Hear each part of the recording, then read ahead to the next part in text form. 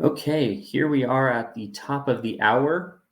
Welcome everyone to DemoFest, to this session. Thank you for joining us for the evolution of pre-sales and sales to support client success with Art Fromm. My name is Garrett Erickson. I am the Senior Product Marketing Manager here at Consensus, and I will be today's moderator. DemoFest is presented by Consensus. Consensus is leading the world into the new era of demo automation.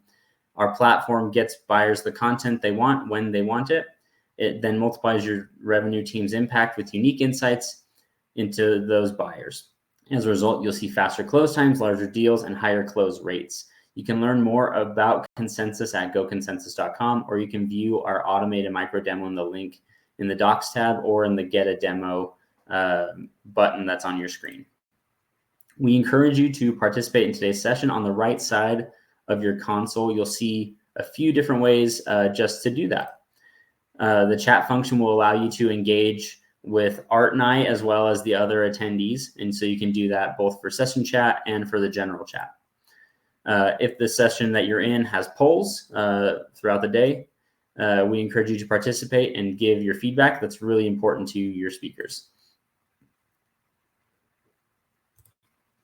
Art will be taking questions from the audience at the end of the session, so we encourage you to ask them at any time using the Q&A box. You can also upvote questions that you've seen that are in there, and you can take a look at those. If you have any technical difficulties during the session at any time, go ahead and go down to the gear button on the bottom of your screen, and you'll be able to go ahead and click there. And you'll be able to troubleshoot some of the common issues that people have. And now it's my pleasure to introduce our speaker. Art Fromm is a sales transformation consultant with a wealth of consultative sales training and development expertise based on 20 plus years of experience as a customer and in pre-sales, sales, and sales management roles. Art began in engineering and quickly moved into the software space, running internal software applications at Fortune 500 companies. This led to sales engineering, account management, and sales management positions with leading enterprise software companies where he routinely surpassed revenue and performance targets.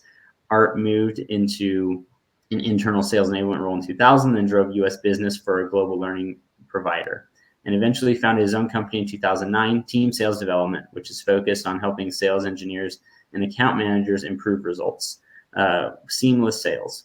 And Art, with that, I will stop my share and I will turn the time over to you for the remainder of the session. Thank you, Garrett, and welcome everybody. And thank you so much to Consensus for putting this session on. It's just amazing to have this amount of resources. And believe me, as soon as my session's done, I'm going to be tuned in for the rest of today, tomorrow, and Thursday to see all the rest of the sessions.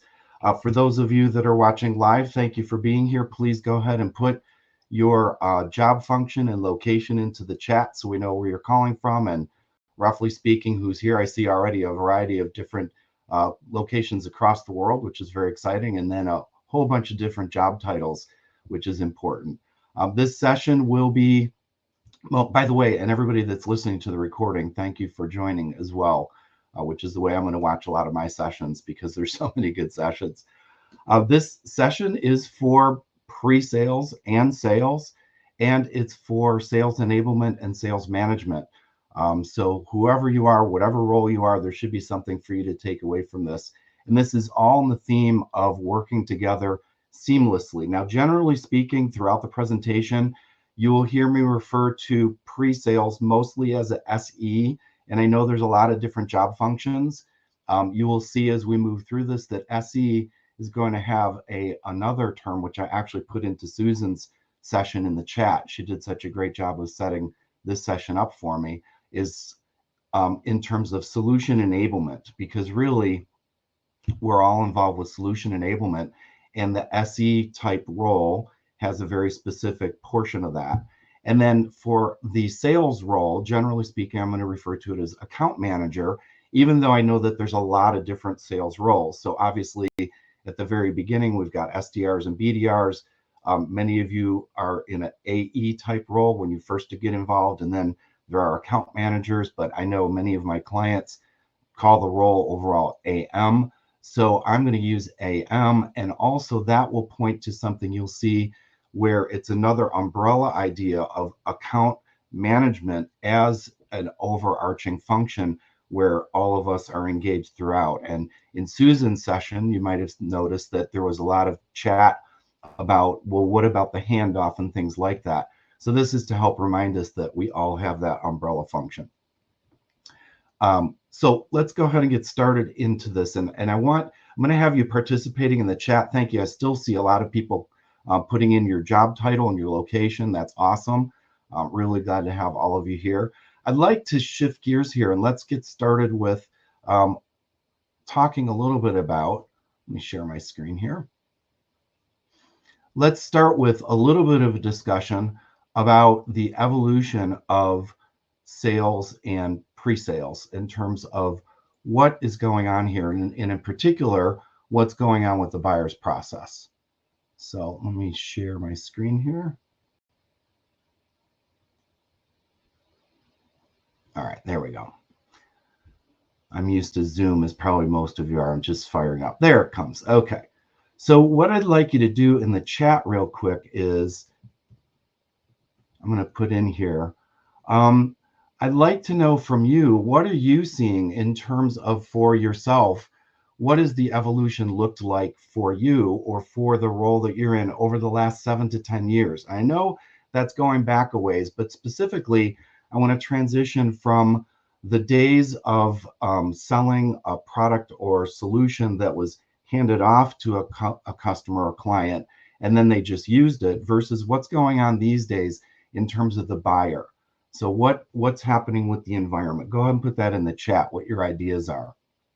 What's different that you've been experiencing, have been around for a while, that's different from a buyer from 7 to 10 years ago as they are now? And by the way, when I say buyer, it's the broadest sense of it. It's the client, it's any or all stakeholders that are involved in the buying process.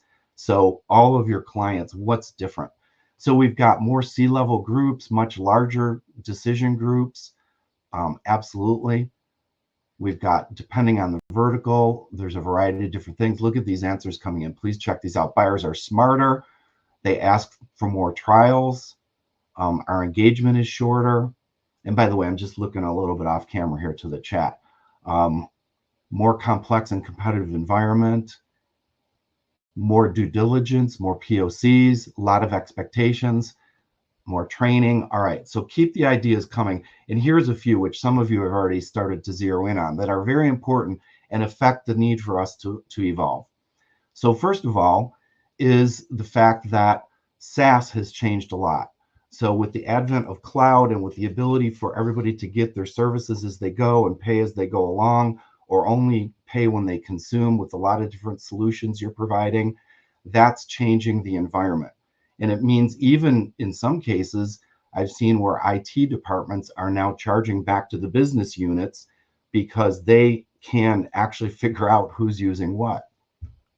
Another big change is, as some of you mentioned in the chat, and please keep the ideas coming, buyer engages us much later in the selling process. And you've seen all the different numbers.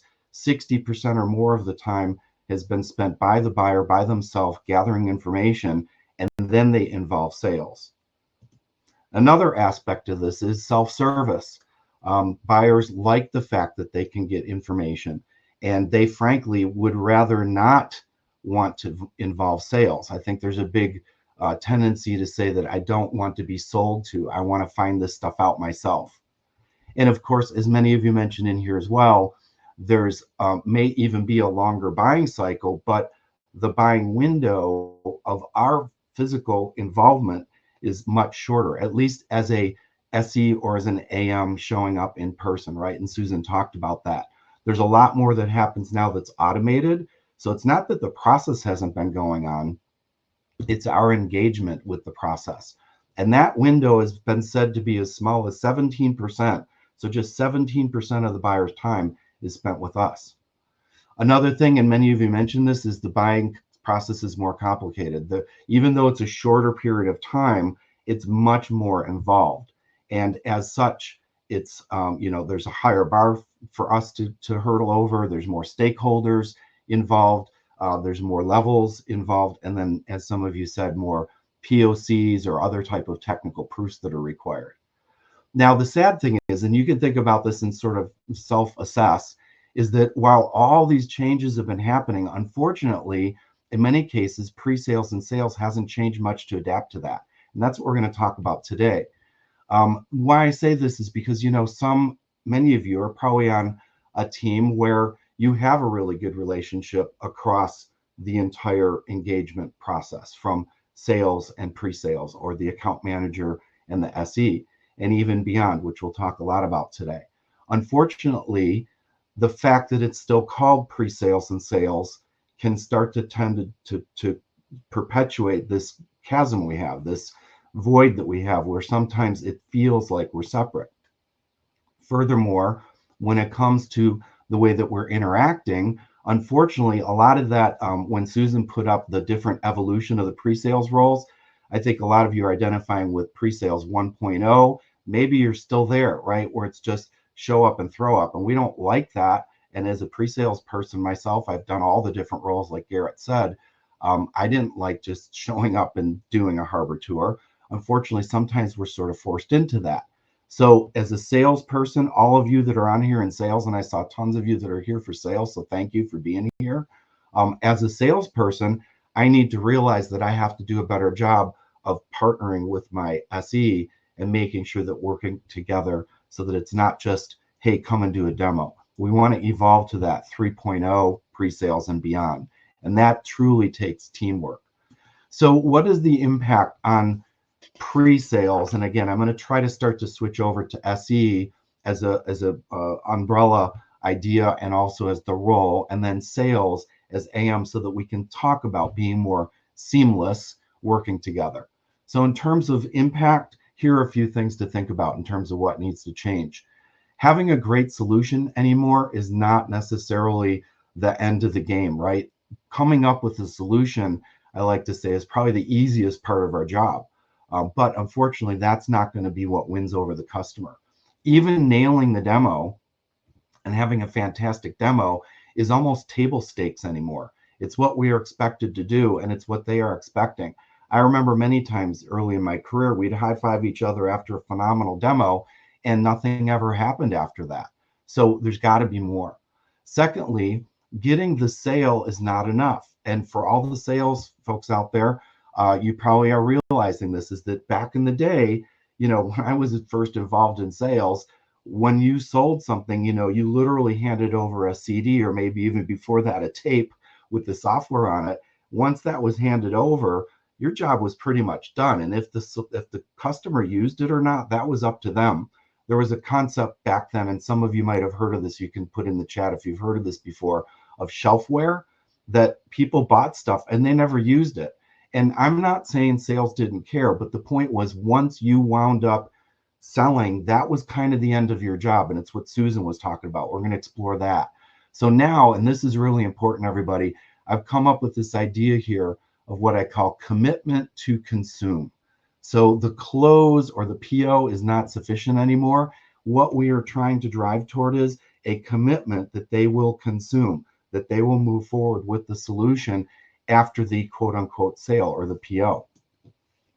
The other thing is to think about, because there's such a short amount of involvement, and they're getting bombarded, your clients are getting bombarded during that small time with all kinds of harbor tours and other things that look similar, and maybe your product looks the same as theirs. One of the ways we could differentiate is the way we engage, and not just engage with them, but engage together, how we work together as a team. And that will show. And when they see that you are focused on them, and that, as Susan was saying, client success is the end game, which is my big theme, then they will appreciate that, and they will feel less like they're being sold to. The other thing to think about is that we must act more seamlessly once we are engaged. And what I mean is internally. So we're going to explore today briefly some things about how we can work internally better at a more detailed level, but also zoom out at a very high level and explore everything from hello through the end of the deal. And then finally, this is just a short list of summary ideas, is proactively lead the buyer to the consumption and renewal. I have an expression that any of you that have been in my workshops, and by the way, I'm a Great Demo certified partner, so I work with Peter Cohan directly. I work with John Kerr as a principal facilitator for him. And then I have a partnership with Stephen Bistritz, who has a business where I do solutions for sales teams, in particular AMs, that's around the sales opportunity snapshot. But I like to say in my workshops, if anybody's been with me, that really selling begins in discovery. And what I mean by that is not that we show stuff in discovery, but the way we engage and the way we show that we care about what they're talking about, what their needs are, what their pains are, what their gains are. That is something that we can then proactively lead the buyer in a mutually beneficial direction where we have a unique solution that solves their situation, but they don't know everything. You know, there's an expression you've all heard, the customer's always right. Well, we want to make them feel right, but sometimes they don't know what they don't know, and it's our job to lead them in the right direction. So instead of just simply getting the sale, what we really want to do is lead to client success, and we all have a part in it. And specifically, sales and pre-sales has one of the most important parts, the SE and the AM, because we are the face of the company. We are that live interaction that's going to happen during that short, very complicated period where they are actually engaged with us. So with this in mind, let's take a look at a couple of things here that can help zero us in and point to the things that we can fine tune. Here's an example of a traditional role of and span of engagement of sales. So sales traditionally, you know, got involved once the buyer started a search, and then once they bought, as Susan even mentioned, the sale kind of finishes off, and then the salesperson goes back to the beginning and looks for another sale. And pre-sales in that process mainly was focused on a technical win, which I've heard all different definitions for that. But generally speaking, it means they liked what they saw. You know, we did a good job presenting the stuff, and they said, okay, yeah, I can see where that can help me out. And that's really what the sales process consisted of. And as you can see, especially pre-sales, vary what's often referred to as middle of the funnel focus, middle of the funnel focus. So what we're going to talk about is ways that we can both be involved more upstream and downstream in terms of maybe not direct involvement, but the way we can feed that process, and so that we can talk with our other counterparts, the rest of the customer facing team, to have a cohesive approach. There was a little bit of a debate in Susan's session about the idea of a handoff from sales to customer or client success.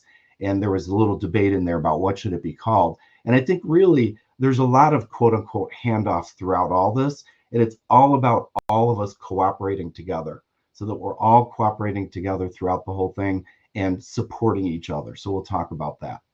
Now, the other big thing that comes into play here is this change, all the evolution that's in the chat there. And by the way, you can copy the chat and steal those ideas. So it might not be a bad idea to grab those and say, hey, here's some things I should look at. You just drag your cursor down through the chat and you can copy and paste it to save it. Why is this important? Well, because if this traditional way of engagement is no longer necessary, and we all established that, and the buying process is different and the buyer's focus is different, this can affect all of you in your wallet and in your ability to succeed. This is a little excerpt from the 2024 consensus survey. And by the way, there is a handout that's available in the tab on the right-hand side of your screen. If you go to the Docs tab, there's a little document there that I put up there that's all these slides. The reason I point it out is because there's a link there for you to get the consensus SE compensation and workload report. And I highly recommend you grab that. There's tons of insights from it. But among other things was this one that jumped out at me, is that when it comes to pre-sales key performance indicators, if you take a look at this, and I'll zoom in on this for a moment here. If you take a look at this right up here, you will notice that out of the top 5 top indicators, 4 of them have to do with the fact that we are measured as a team, and this goes for sales too, because obviously of quota and commission and everything, we are measured on things that absolutely matter even beyond the sale, because it's about revenue. It's about ARR, which is the annual recurring revenue, which comes from consumption. And because so much of this, and I'll zoom back out again here, so much of this is dependent on that, it's important for us to realize that this has a direct effect. Now, as SEs, it means working with the AMs or whoever's doing that function better. And AMs, listen up, anybody in sales, it means your SE is your superpower, your secret sauce to be able to generate more revenue, because we can set up the opportunity so that the commitment to consume is more likely to happen. So I think of the top 5 KPIs, closed revenue and ARR is a clear indication we've got to get client success. Feedback from sales, how we're working together as a team. Demo and POC activities, yes, is in there. However, what are we doing to make it laser focused on client success? That's the key takeaway for today. And then sales quota, and yes, even pre-sales or SEs are carrying more and more of or measured on quota. So check the report out and see that. The other one is the percent of deals won versus lost. And again, I would say there's a big caveat around this idea of won, because just getting a PO is not enough anymore. We need to be, and Ryan, I love that, always be discovering. I love that. That's great. We need to be looking at closing, but then executing into the engagement. So the bottom line here, and I wanted to share this with you as well, is when it comes to the technical win, that's sixth. Sixth place is technical win. And I still would debate what technical win is. So we're going to talk about a definition today that'll help you out. Now, one of the things, and in terms of discovery, is very important. And I'm going to switch over to the live. This is the actual consensus survey, and this is one of the screens. I wanted to point on here that because so much of this depends on success and a proper demo, notice, and this is talking about unqualified demos, notice that the median is 30% of respondents right here. More than that are saying that, demos are not qualified. So this is the percent of demos that are unqualified that are coming through. And my question and challenge is, how can we possibly get success moving forward and have that 17% engagement window be successful if we don't have proper discovery? The report even says that this has not changed much in 2023 to 2024. So a lot of improvement there. And yes, always be discovering, because during qualification, we discover, and during the rest of the engagement, we discover. So a couple key things that I want you to cover. And by the way, making a quick announcement today, I'm in the final process of capturing all this into a book, and it should be out hopefully by mid-July. It is called Making Seamless Sales. This is a facsimile of the cover. It's going to look something like that, but it's not actually mocked up yet or not finalized. But 3 areas that we want to expand upon based on what you've already been learning so far. The importance of the awareness of the client-facing roles. So I don't think there's enough done in onboarding or even in your role to know what is it that everybody else is doing. And Southwest has a great model where they do that, where they cross-pollinate and help everybody realize the other roles. So we can work together and collaborate. The other one is everybody working under an umbrella of buyer engagement throughout a life cycle from hello to commission. It needs to start at hello, whoever that is. And by the way, when I say who, it's not necessarily a who. The hello these days is often a what. It's demo automation. By the way, my colleague Natasha is going to be covering a session on demo automation that you should definitely check out. So hello these days, that part of the process that we don't even get engaged with, that could be automation that's happening through Consensus and other tools like that.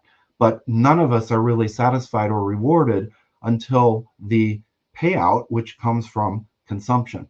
And then at the core, it's really about working better as that seamless sales team as we go through. All right, so let's take a look, and I think it all fundamentally starts. Let's look for a moment here at the process, because key to this is all about the process itself. Let's take a look at modern buying and selling. And I'm going to go through this relatively quickly. There's a point that I want to get to here that I'm going to ask you something in just a moment. So get ready to put into the chat a quick response here. So let's first take a look at typical sales processes. Now yours may be a little bit different, but generally speaking, they will include these types of things. Identifying an opportunity, then qualification, then preparing the solution, presenting the solution, proposing the solution and closing, so getting the sign off, the PO, and then enablement and discovery and measuring results. And this kind of corresponds with Susan's diagram, which was like a vertical diagram that showed, you know, it sort of converging. Actually, I should have drawn that a little bit to the right, but the point is heavy involvement up front from sales and pre-sales, and then kind of goes over the wall somewhat to customer support. And I want you to think about that in terms of that's a continuum. We'll explore that further. Now, very important, and probably more important than anything, and a big theme of this conference is the buyer. What is the buyer going through? And this is something that I teach in my sales opportunity snapshot workshop, where I go over this with the sales folks and oftentimes pre-sales in terms of the importance of the buying process. So if you take a look at this, what we have here is the buyer starts by understanding what their business objectives are. Now, sometimes that's because of an external force that causes them to change, like regulation, or maybe they've had a breach. But sometimes that's as a result of an internal investigation that they're doing because they want to improve processes. They need to cut the number of people that are doing non-value add tasks and those types of things. They take a look at the needs and they analyze what those look like and then what the impacts are, including things like, do they have budget or don't they have budget? Do they need to go find budget? Do they need to reallocate something from one project to another project? Then they look at exploring options, and notice these more or less correspond here. So there's a mapping here between the two stages. As far as when they're exploring options, that's when we get involved with showing them the possibilities. And this is also when they potentially get involved with automation or starting to explore what the possibilities are. Then they evaluate the solutions, oftentimes RFP, RFQ. Then they commit to which solution they want. And we'll talk about alternatives in a minute, because it's not just necessarily you, it could be your competitor or something like it. Then there's implementation, and then measuring results, which is where, of course, the client success comes into play, and where it's very important, as Susan said, for you to get to know, and I'm looking at my note, the chief customer officer, right, for the rest of this part of the process. Now, what I want you to do real quick in the chat, hold on, I'm going to type something in here. There's a bit of a lag, hold on.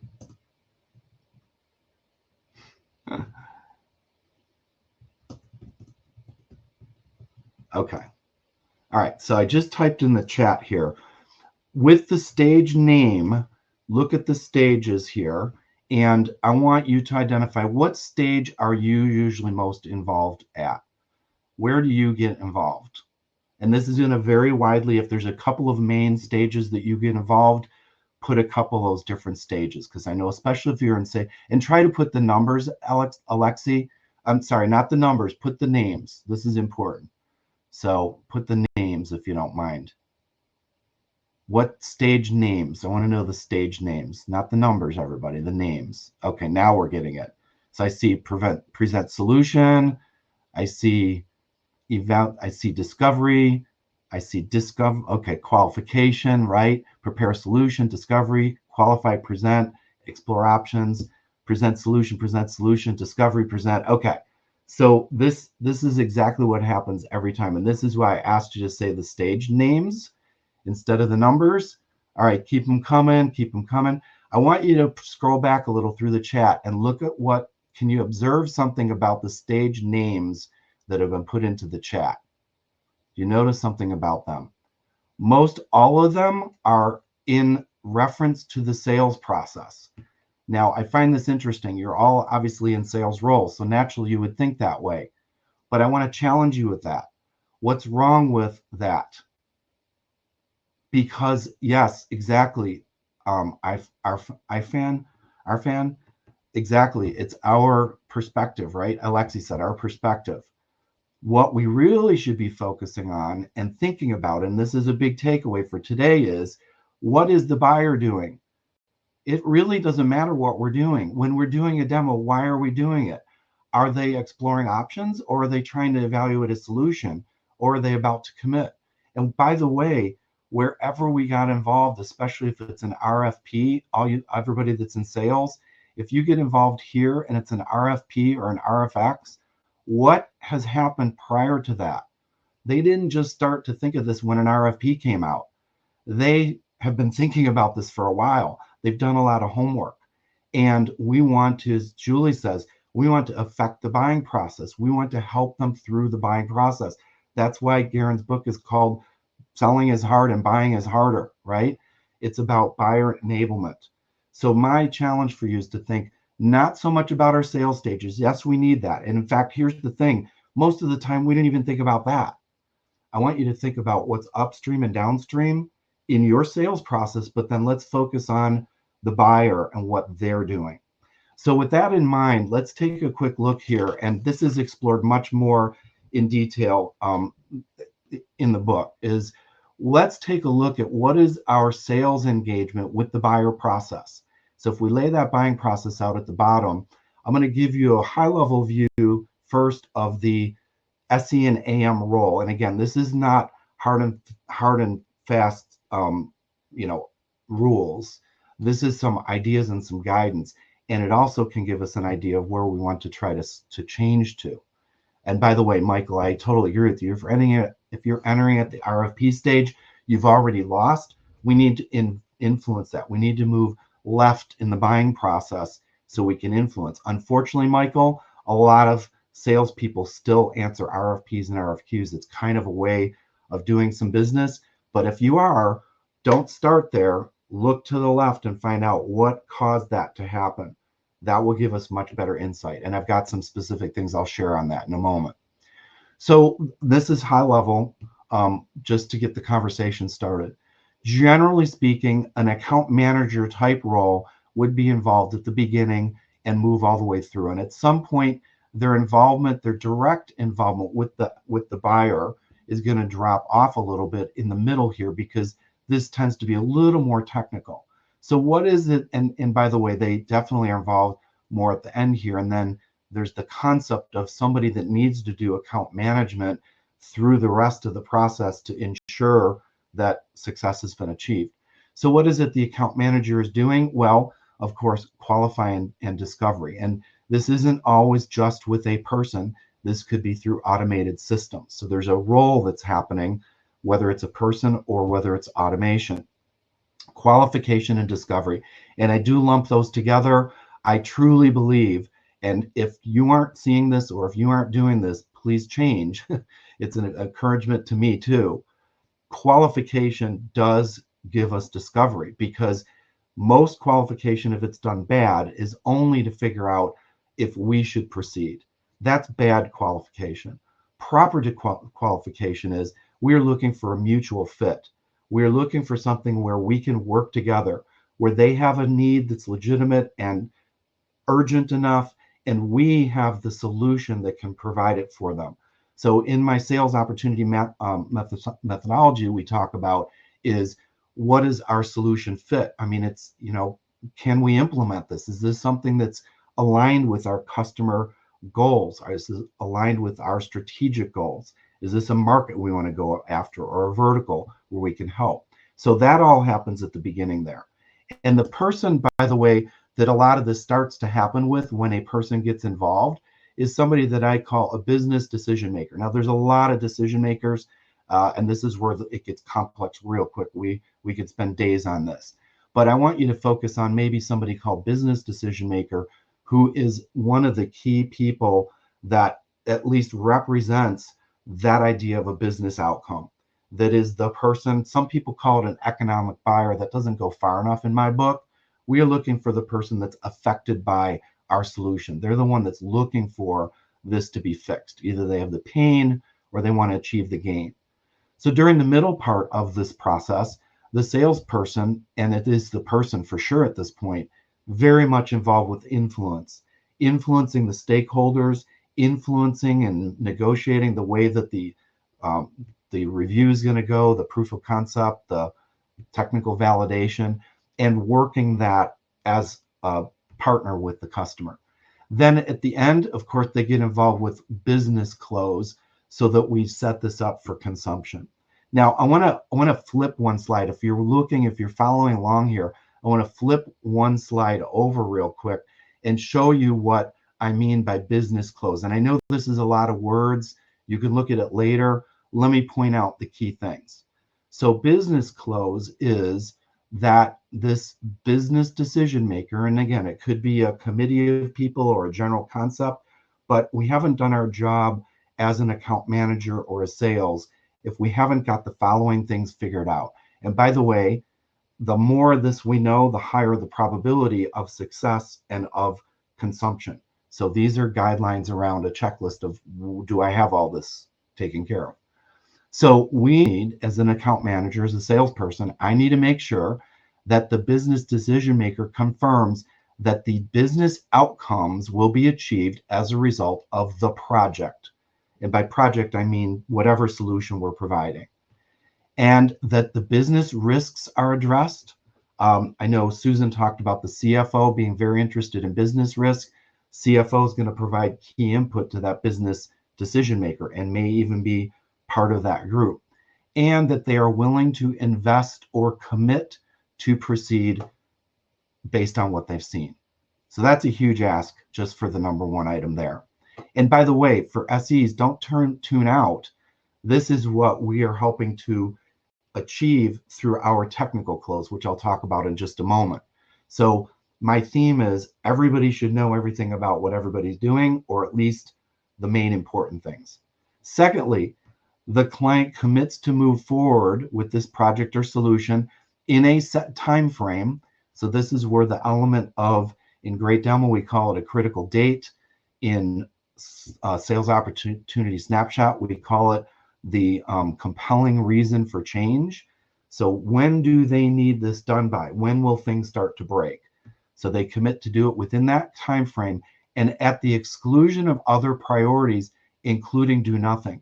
Because here's the thing, and you'll see this for technical close also. You aren't the only solution. I hate to tell you that. The matter of fact is that they could choose you, they could choose a competitor of yours, or the biggest competitor that we all have right now is do nothing, especially in this economy, right? So one of the big alternatives that we are competing against is do nothing. We need to get their commitment that they see do nothing is more risky than moving forward, that there's higher cost in do nothing, and that there's less value in doing nothing or homegrown solution. So that's huge to get them to make sure that they do that. If they do that, our probability of close goes up. And again, SEs and pre-sales, I've got an equivalent for you in just a moment. This is all tying together. And finally, they compel the approver. So here's where the CFO often comes in, or maybe it's procurement, right? Procurement gets involved, and all of you in sales probably know procurement as the sales prevention department, right? Because they oftentimes are just asking for a discount or have all these onerous contract things. Well, the good news is if we have a business decision maker, they should be influencing whoever is signing off on it. Maybe they can sign off on it themselves, but they may need to go to a CFO to get sign off. They may need to move funds from one project to another project. So they commit that they will find the funds and the resources to sign off and execute.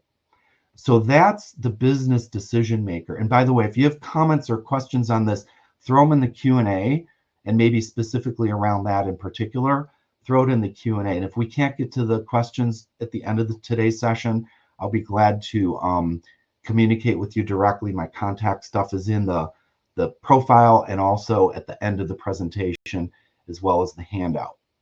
So that's the business close that the account manager is working on, and every single thing that involves hello through consumption and renewal and continuous usage and client success needs to be supported that way, but it's not always with a person potentially. Second layer, and I'm sure you knew I was going here, is the SE. So generally speaking, an SE role, and generally speaking, an SE is not going to get involved very early on, even if the salesperson is, and the salesperson should be involved driving this, right? But it may not make sense for the SE to be involved all the way at the very beginning. However, it was mentioned in Susan's session, the SE being involved more and more to the left, when it's done properly, is absolutely the right thing. But that's where qualification comes in. It needs to be aligned, and we need to have enough discovery so that we're not just bringing the SE in, definitely not to show a harbor tour. We're not showing solutions yet. That's going to come a little bit later. So what is the SE doing here? Well, the SE is working with the technical decision maker primarily. And again, this might be a person, it might be a selection committee, it could be one of various things, but it's very important to think of the person or persons that are deciding on the technology. It's not just throwing a demo out there and hope it sticks. It's not harbor tours to show everything that you have, because I said at the beginning, unfortunately, the demo is not the end all be all. And John Kerr has a great expression for this, which is our solutions have no inherent value. Our solutions have no inherent value. So the idea is that we wind up needing to connect to business needs, which is upfront. And Clifford, I see your comment there, and John, the comment, actually it was John's comment about MedPick. Absolutely. There's a lot of that there, and any of the good methodologies have a lot of that in it. What we're talking about is the execution. So those have good checklist items that point to this, and then executing and being able to implement that. It means sales is sharing that with the SE. So I agree with you on that. Now, what else is the SE doing? Of course, is a lot of technical proof. And technical proof doesn't mean show up and throw up harbor tours. What it means is technical proof based on discovery that comes from anybody upstream in the sales process, or any automation that came upstream in the sales process. So Consensus provides a lot of discovery information. Who touched it? How long? Did they give it to somebody else? Many demo automation tools can help with that. In Great Demo, we talk about technical proof as one of two types of demos. Technical proof is when we have discovery done, or we are in the process of doing discovery, and therefore we can make specific capabilities and show specifically what aligns to the business needs. That's what we're talking about. Vision generation is different. I'll talk about that in a moment, but vision generation could be done more upfront to help us get discovery, which means we can then do the technical proof. The other thing that we're focused on and should be focused on as an SE is way above and beyond a technical win, is the idea of technical close. Technical close. And let me flip again to that other slide if you're following along with the handout, and you could take a look at what technical close is, or technical closure. So the SE needs to own technical closure. And this is where we confirm that a stakeholder, a real live person, has said and commits. And I know this is a big ask. This is ideal, but the more of this we have, the more likely we're going to close. And the more likely, even important, we're going to get success and consumption. So it's where the TDM agrees that the solution is meeting their technical requirements. So that's what I would call a technical win. So technical win is inside of here, but I challenge all of you, sales and pre-sales, SEs and AMs, to elevate it beyond that. So it needs to support the requirements, but not in a vacuum, not because your stuff is cool, but in order to support the BDM's business goals and make sure that that's what they're trying to achieve. Also, they commit to implement, and that means consume or renew. So this is why I say it's really, we're not selling anymore. We're not closing per se. We're getting a commitment to consume. They see the benefit of the solution. They will use the solution. It's not enough for them to say, yes, I like it. And of course, at the exclusion of the alternatives, including do nothing. So we want to make sure as a SE or any type of that role and any engagement that we have in a technical level, we are eliminating the alternatives and showing the value of using our solution to support their needs. Lastly, and of course not least important, but very important for how this all works, is that they recommend implementation to the BDM. So look at what's happening here. The SE working with the TDM allows them to recommend to the BDM. BDM is not going to make the technical decision, especially in super complex sales. They're going to delegate that to a TDM, and the TDM or somebody like that is going to look at the technology. And by definition, pre-sales were kind of involved at that level. But there's a bigger picture going on here. And that picture is what's happening one level above, and above that. Somewhere is that BDM that's looking for the business needs and has the desire to solve pain or achieve gain. So by us working together with the TDM as pre-sales and the account manager working together with the BDM in sales, we've now got a winning combination of commitment to close, commitment to consume, commitment to have success. And then together we can drive that success. Notice the SE continues, and it's just ... because depending on your organization, who that is or what that looks like might be different. So again, if you have specific comments around this, please feel free to put them into the Q&A, and we'll try to get to them at the end, or I'll answer them separately. Key takeaway here, it's a partnership. There's no separate teams. There's no separate organizations and managers and enablement. Please help this. It's us working together. It's like a marriage. It's 100 and 100%. It's not 50% and 50% of sales and pre-sales. It's both of us. And we interwork together and collaborate throughout, including others that might be upstream and others that might be downstream. The more of this we can get, the better we're going to be. And this is the slide that I just showed you. So with that all in mind, when it comes to the idea of how we put this all together, and I'm about to wrap up here with two main concepts, and I'll get your input in just a second, and then we'll see if we can get to some of those questions. What I look at this is the overall buyer enablement life cycle. Notice if I go all the way back to here when we realized, oh, we better look at the sales cycle. Excuse me, see, I even did it. We better look at the buyer cycle instead of the sales cycle, right? This is what's the most important, is the buyer cycle. And if we take that, notice that usually is depicted as a linear process, as if there's an end to it. I'd like to propose something a little bit different today. And here's the two final thoughts I'll leave you with. One is, it's not a linear process. It's actually a circle. It's a life cycle.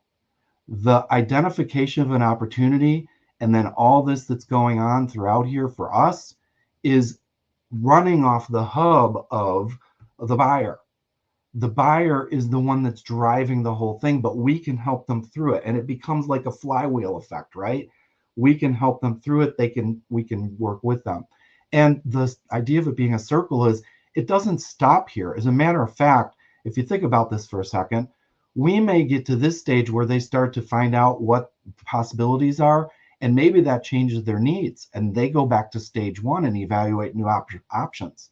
Maybe we get to here where they're evaluating solutions, and we realize, you know what, there's something more that they need. We might want to come back here and start to explore other things with them. Not saying to slow down the process. I'm saying do the process properly, where we're willing to go where it needs to go. And oh, by the way, when this finishes off, it's not done, because when they're measuring results, where else can we explore in terms of their needs? Maybe there's other departments, maybe there's other stakeholders. So wrapping this up, and this is where the other idea of a SE and an AM comes into play, is solution enablement is really what I think is the overarching life cycle that's going around the circle. And it just continually goes around. When we are deploying, we are looking for a continuous relationship for the next thing. And then, of course, account management as an overarching idea here. And that means managing the client's information from hello to consumption and back again. It means documenting things in a CRM system. It means working together with proper handoffs. When you hand something off to somebody else, they know. And yes, I'll use handoff, but it's an overlap, right? It's a collaboration. It's a continuous set of information. Because as Susan said, The company really owns the client information, but all of us are the company. We're the ones that are the client facing role. And what I want you to think about, and then we'll just explore this just for 1 minute here. If you're primarily in these roles, what can you do? And I'll ask you right here, upstream. I'm going to put it in the chat. Thinking about what we just covered, what can you help upstream that would either help your account manager or even help automation? If you're in a pre-sales role, what would help automation that you know about, something you could help provide? Marketing, you could help your SDR, your BDR, your AE, if that's who gets involved very, very early. What do you think you can help them with that you know about? And I would say one thing to think about is they might need to be doing some vision generation. So what do you know about the vertical that they might be talking to? What do you know about the customers or the clients or the stakeholders, right? Where can you share success stories so that they can introduce that at the beginning of the process? And now they have some success stories that they can use in order to get this flywheel going for the customer. Content, exactly, Darren, thank you. Save your situation slides, save your illustrations. If you're a great demo practitioner, give it to them. Work with marketing, as Jazz says, to have the stuff start selling in discovery so they could discover things they hadn't even thought about, right? And then think about this as we move through this cycle. What can you help post commit? And I'll just leave it as commit because it is a commitment. They're committing to do something. They're committing to spend money, to consume, whatever. What can you help with there? In your role, think about the information you have that's available. What do you need to do the proper connection for that to be successful for your client? What types of things would you do there? And I would suggest make sure you document it. If you have a pre-sale system or a CRM system that you're all using, give access to the deployment people, because when they are deploying, they want to know who was the business decision maker, what were the business opportunities, the customer pain points to be addressed. Exactly, Alexi. Why did we do this to begin with? And then they can ensure that it's happening. Here's the other thing about it is it allows us to have that mindset of a continuum where it's not just one time around or not linear. We are setting this flywheel in motion. We all have a part of it. We enter and we exit.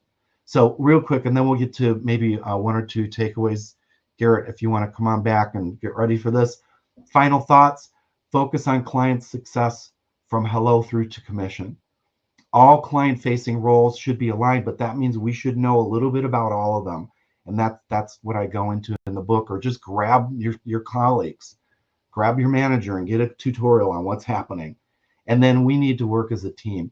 We win as a team, the client wins, and as a company, we win overall. And so does account management and solution enablement. So please feel free to connect with me on LinkedIn. There's a QR code there you can scan. Check out the website and watch for, hopefully, like I said, in July, a book that goes into a lot more detail on all this. But my goal today was to give you a half dozen, maybe actionable insights, take you from wherever you are to the next level up, and just explore one topic and one thing and see where it takes you. So thank you very much, everybody. Really appreciate it. Have a wonderful rest of the session. And thank you, Garrett, for this. Thank you, Sammy, for organizing it. And thank you, Consensus, for putting this all together. Have fun for the rest of your sessions. Let's see if we can get a couple of Q&As answered here. Thanks, everybody. I really appreciate you being here.